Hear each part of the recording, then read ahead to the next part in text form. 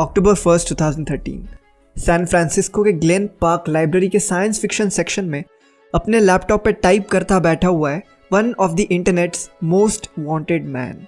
इसकी बनाई हुई वेबसाइट सिल्क रोड ने 2 साल में $1.2 बिलियन की रेवेन्यू जनरेट करी है और ये खुद मल्टी मिलियनियर बन चुका है। अचानक उसके लैपटॉप में उसके दोस्त सिरस का मैसेज आता है, हे क्या तुम मेरे लिए ये फ्लैग्ड मैसेज चेक कर सकते हो? ये एक ट्रैप है। ये मैसेज सिरस ने नहीं भेजा, ये मैसेज लाइब्रेरी के बिल्कुल बाहर से ऑफिसर जेरेड डेरिएगन ने भेजा है सिरस के अकाउंट से।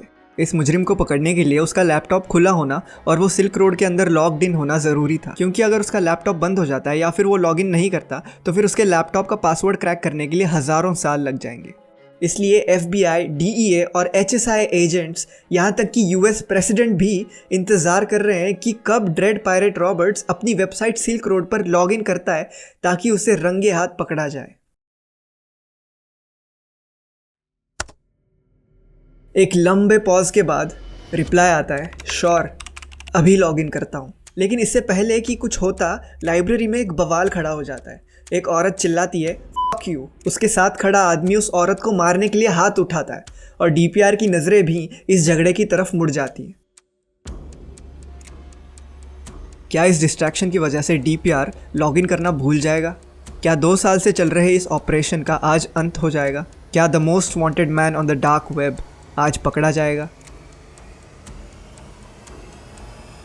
इस केस को समझने के लिए तुम्हें इंटरनेट के बारे में एक चीज़ पता होनी बहुत ज़रूरी है। google.com पे जाके कुछ सर्च करना हो या Amazon पे जाके कोई चीज़ खरीदनी हो, Instagram, Facebook, WhatsApp पे टाइम स्पेंड करना हो या इंटरनेट पे और कुछ भी करना हो, ये सारी चीज़ें पूरा गूगल, याहू, मोजिला या फिर जितना भी इंटरनेट तुम्हें पता है वो पूरे इंटरनेट का बस 4% है, जिसे सरफेस वेब कहा जाता है। बाकी 96% इंटरनेट छुपा हुआ है, जिसे डीप वेब कहते हैं। डीप वेब को तुम गूगल क्रोम से एक्सेस नहीं कर सकते। डीप वेब के अंदर जाने के लिए तुम्हें एक अलग ब्राउज़र डाउनलोड करना पड़ता है, टॉर या दी अनियन राउटर। इस ब्राउज़र के थ्रू तुम डीप वेब को एक्सेस कर सकते हो। यहाँ तुम एनोनिमस रह के कोई भी चीज़ कर सकते हो, कुछ भी बेच सकते हो, कोई भी वीडियो पोस्ट कर सकते हो, कोई इलीगल चीज़ भी खरीद सकते हो और किसी को कुछ पता नहीं चलेगा कि इसके पीछे तुम हो। यहाँ तुम कोई भी ऐसी चीज़ कर सकते हो जो बाहरी दुनिया में इलीगल होती है, क्योंकि यहाँ तुम्हारा IP एड्रेस कोई ट्रैक नहीं कर सकता। डीप वेब के नीचे मौजूद इस छोटे से पार्ट को कहा जाता है द डार्क वेब। ये शायद इंटरनेट का सबसे खतरनाक पार्ट है। यहाँ इतनी डरावनी और घिनौनी चीज़ें होती हैं जिसका तुम अंदाज़ा भी नहीं लगा सकते। तुम अपने दिमाग में गंदी से गंदी चीज़ इमेजिन करो, डार्क वेब पर तुम्हें इससे कई गुना ज़्यादा गंदी चीज़ मिलेगी। इलीगल वेपन्स, फेक IDs तो बस मामूली चीज़ें हैं। किसी को मारने के लिए हिटमैन हायर करना, किसी की किडनैपिंग करवाना, चाइल्ड तक यहाँ होती है। कुछ ऐसी भी चीज़ें हैं जिनकी मैं यहाँ बात तक नहीं कर सकता। जस्ट इमेजिन, रैंडमली तुम एक लाइव स्ट्रीम पे आ जाते हो। नॉर्मली इंटरनेट चलाते हुए तुम एक लाइव स्ट्रीम पे आ जाते हो और उसके अंदर तुम देखते हो कि पूरा स्क्रीन ब्लैक है और साइड में एक चैट चल रही है। साइड में चैट में बहुत सारे लोग हैं जो अलग अलग लैंग्वेजेस में चैट कर रहे हैं और बहुत अलग अलग कोड्स टाइप कर रहे हैं। एंड देन जो ब्लैक स्क्रीन है वो एकदम से खुलती है एंड सामने तुम्हें एक चेयर पे बैठा हुआ एक इंसान दिखता है। फिर तुम रियलाइज करते हो कि वो चेयर पे बैठा नहीं हुआ, वो चेयर पे उसे बांधा हुआ है। जैसे ही लाइव स्ट्रीम शुरू होती है, साइड में चैट बहुत तेज हो जाती है। फिर तुम देख सकते हो कि धीरे धीरे डोनेशंस आनी शुरू हो रही हैं और वो डोनेशंस अलग अलग क्रिप्टो करेंसीज में और बहुत बड़ी अमाउंट्स में, और उन डोनेशंस के साथ छोटी छोटी रिक्वेस्ट भी आ रही है। फॉर एग्जाम्पल, चैट में तुम्हें 1000 बिटकॉइन की एक डोनेशन दिखती है और उसके अंदर मैसेज होता है कट हिज फिंगर। वो बैठा हुआ इंसान क्लूलेस होता है और एक दूसरा इंसान आता है और उसकी एक उंगली काटता है, और ये सब कुछ तुम्हें लाइव दिख रहा है। देन एक और डोनेशन आती है उससे भी बड़े अमाउंट की और उससे भी बड़ी डिमांड की। फिर एक और डोनेशन आती है, फिर एक और डोनेशन आती है, और ऐसे चलता रहता है जब तक ऑडियंस पूरी तरह से सैटिस्फाइड नहीं होती उस लाइव स्ट्रीम से। ऐसी काफी सारी टॉर्चर लाइव स्ट्रीम्स तुम्हें डार्क वेब पे मिल जाएंगी और इनका सबसे बड़ा सोर्स है। I, Barack Hussein Obama, do solemnly swear that I will faithfully execute the office of President of the United States and will, to the best of my ability, preserve, protect, and defend the Constitution of the United States. So help me God. Congratulations, Mr. President. Late 2000s के दौरान USA में dark net का इस्तेमाल काफ़ी तेज़ी से बढ़ रहा था। काफ़ी नए यूज़र्स इलीगल रीजंस के लिए डार्क वेब पर लॉग इन कर रहे थे। काफ़ी नई नई वेबसाइट्स खुल रही थी जहां तुम एनोनिमसली कुछ भी कर सकते थे। इनमें से कुछ वेबसाइट्स बिल्कुल ऑर्गेनाइज नहीं थी, कुछ वेबसाइट्स एग्जिट स्कैम्स करती थी, मतलब बायर्स के पैसे लेके अचानक गायब या बंद हो जाती थी। लेकिन इन सब में 2011 की शुरुआत में एक साइट सबसे ज़्यादा उभर के आ रही थी, द सिल्क रोड। यहाँ एक ग्रीन कैमल यूज़र को साइट पर वेलकम करता था। साइट के अंदर हज़ारों तरह के इलीगल ड्रग्स और वेपन्स फोटोज और डिस्क्रिप्शंस के साथ सेल के लिए मौजूद थे। Fake IDs, bogus passports, drivers licence तक यहाँ बनते थे। कंप्यूटर हैकिंग सर्विसेज, मालवेयर्स या फिर किसी को मारने के लिए हिटमैन, ये सब सिल्क रोड पर बस एक क्लिक पर अवेलेबल था।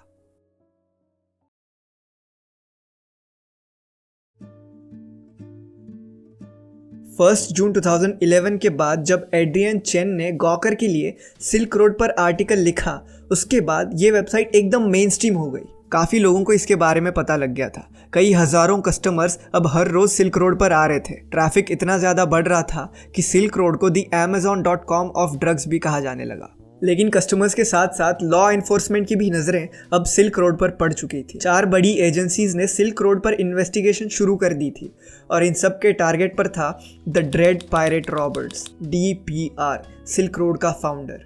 इसको पकड़ना आसान नहीं था क्योंकि ये बस कंप्यूटर पर लिखा हुआ एक यूज़र नेम था। इसके बारे में कोई भी इंफॉर्मेशन अवेलेबल नहीं थी। FBI के क्रिस टारबेल बस इंतज़ार ही कर सकते थे, इंतज़ार एक गलती का जिससे DPR के लोकेशन का पता लगे।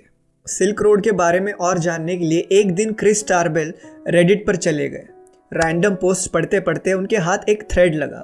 इसमें एक यूज़र ने लिखा हुआ था कि सिल्क रोड के होम पेज पे उसका IP एड्रेस लीक हो रहा है जो बाकी कंप्यूटर्स को दिखाई दे रहा है। ये लीक इसलिए हो रहा था क्योंकि ड्रेड पायरेट रॉबर्ट्स एक प्रोफेशनल कोडर नहीं था। वो वेबसाइट चलाते चलाते कोडिंग करना सीख रहा था। प्रोफेशनल ना होने के कारण एक बहुत बड़ी गलती हो गई थी और सर्वर का IP एड्रेस अब FBI के हाथ लग गया था।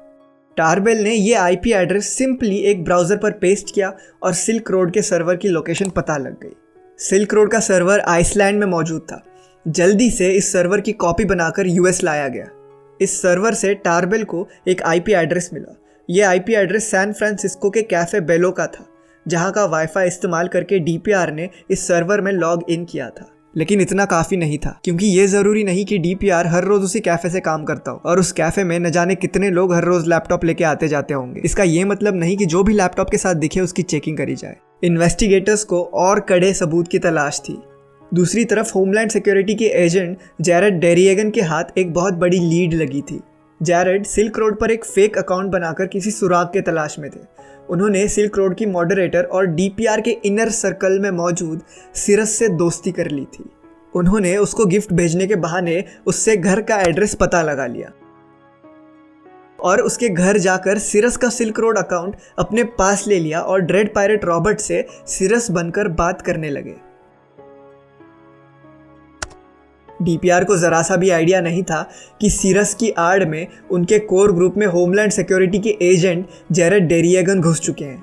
सिल्क रोड पर सिरस का मॉडरेटर के रूप में जो भी काम था वो अब जैरेड डेरिएगन कर रहे थे। इन्वेस्टिगेशन अब DPR के दरवाजे तक पहुंच गई थी और उसको भनक तक नहीं थी। लेकिन उसके इनर सर्कल में पहुंचने के बाद भी कुछ पता नहीं लग रहा था, कोई पुख्ता सुराग हाथ नहीं लग रहा था। इसलिए यह फैसला लिया गया कि जितनी भी एजेंसीज इस इन्वेस्टिगेशन में लगी हुई हैं उन्हें साथ मिलकर काम करना चाहिए। तो सारी एजेंसीज एक दूसरे से अपने डिटेल्स और फाइंडिंग्स शेयर करने लग गए। आखिर में बारी आई DEA न्यूयॉर्क के गैरी एल्फर्ड की। इनके पास था पजल का वो आखिरी और सबसे इंपॉर्टेंट पीस जो इस केस को सॉल्व करने वाला था।